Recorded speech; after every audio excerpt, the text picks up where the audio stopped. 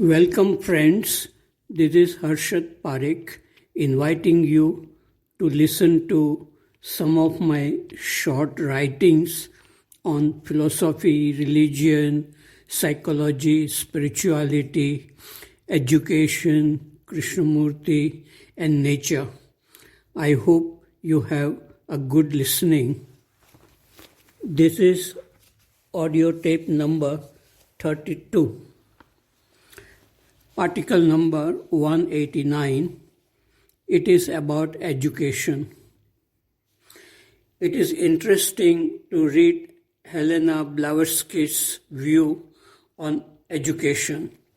She writes, "The object of modern education is to pass examinations, a system not to develop right emulation, but to generate and breed jealousy, envy, hatred in young people for one another, and thus to train them for a life of ferocious selfishness and struggle for honors and emoluments instead of kindly feelings." This was written in 19th century and it is still true.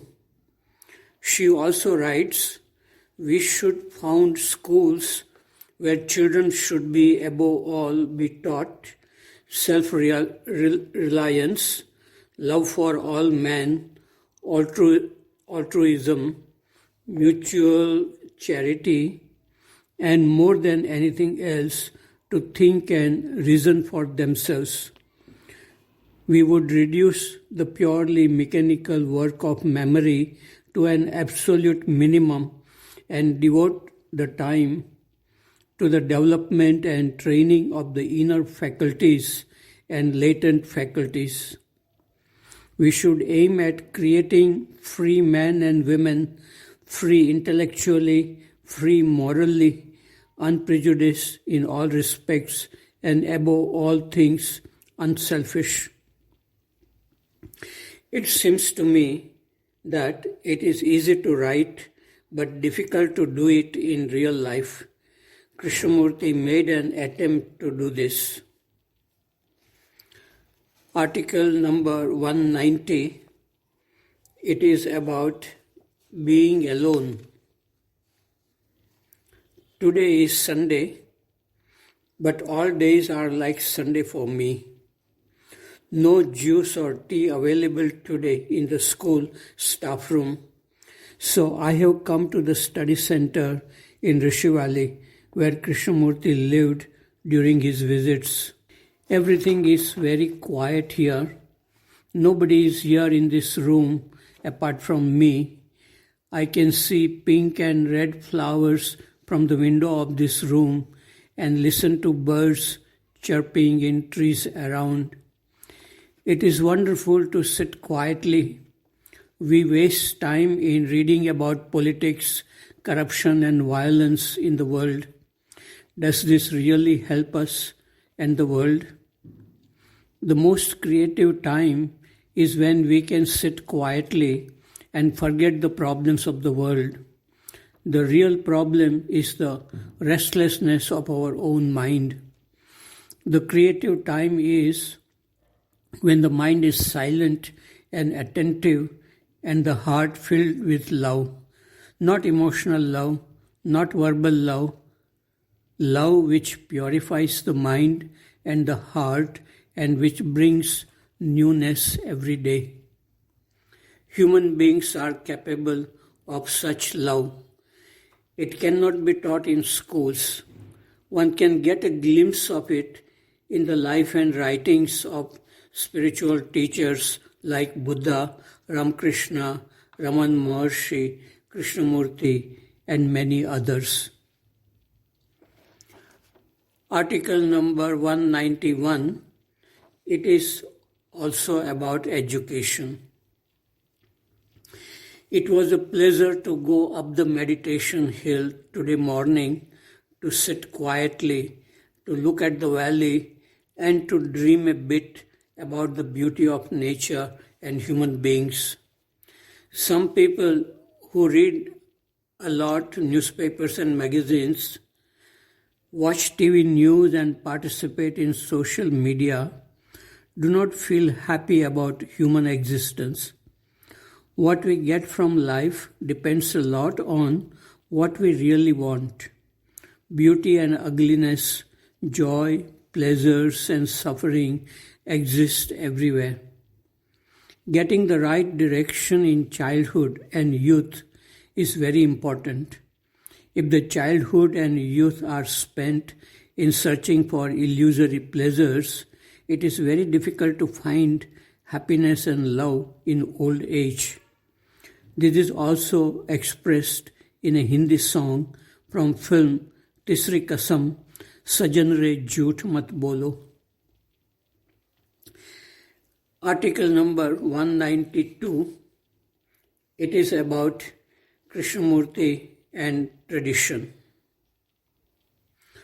Two quotations of Krishnamurti are sometimes used to discredit traditional ways of searching for God, truth, enlightenment, or the nameless. These are: truth is a pathless land, and through time one cannot get into the timeless dimension.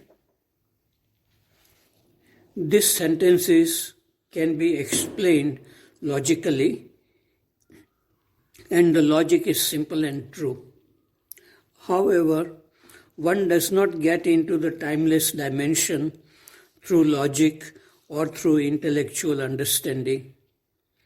The non-verbal insight into the timeless dimension is very rare. Even if it happens, it is momentary, and one cannot remain in the timeless dimension for more than few seconds. In the traditional way, a seeker of truth, God, enlightenment, or nameless concentrates on an image of a god or a goddess or some object. He or she cannot maintain the image for more than few seconds. The image fades. After the image fades, the seeker can watch the mind without making an effort to bring back the image. There is a possibility of some insight happen after the image fades. The insight into one's own mind does not depend on following this spiritual teacher or that spiritual teacher. It depends very much on the quality of the seeker. The insight may come to a seeker if he or she deserves it. So it does not matter if insight happens by following the logic of Krishnamurti's sentences or by following the traditional ways of concentrating on some image. What matters is the quality of the mind and heart of the seeker and his relationship with human beings and nature. A person who has non-verbal insight into his own mind cannot remain partial or narrow like a Christian who maintains that Jesus Christ was the only Son of God and people can go to heaven only through Jesus. This kind of division of humanity gets dissolved in the mind of a person who has non-verbal insight or awareness. Article number 193. It is about Meditation Hill. The hill above Astachal place in Rishi Valley is called the Meditation Hill by me. I go there every morning and sit quietly and face cool morning breeze. This hill was shown to me by a friend when I joined Rishi Valley School in November 1979 and this place became my favorite place for morning meditation for many years. Today was a cool, cloudy and breezy morning, and so I went to the same hill and enjoyed looking at the valley stretching from Rishikonda Hill to the sliding rock. During this time, there is a kind of a blessing which purifies the body and the mind. When the first time I came to this hill, I remembered the film Sound of Music, in which Julie Andrews sings, "My heart beats with the sound of music," on the mountains of Austria. Article number 194. It is about suicide. I read about a 25 years old, beautiful and successful actress who committed suicide on June 3. I wonder why. Probably she was disappointed in love. I wish I had met her and told her that we can create happiness by loving people whether they love us or not. It is possible that she never received good education about how to live with love, beauty and happiness. Article number 195. It is about the Lost Lake. Morning walks up on the hill are the most beautiful and peaceful in Rishi Valley. Yesterday I was standing near a tree with my eyes closed and remembering one of my spiritual teachers. It was wonderful to feel silence, for which this teacher was famous. Suddenly I heard the sound of something running fast from my side. I opened my eyes and I saw a rabbit running away from me. I wished it had stayed silently with me. Few days ago, a wild boar ran away and there was a peacock too.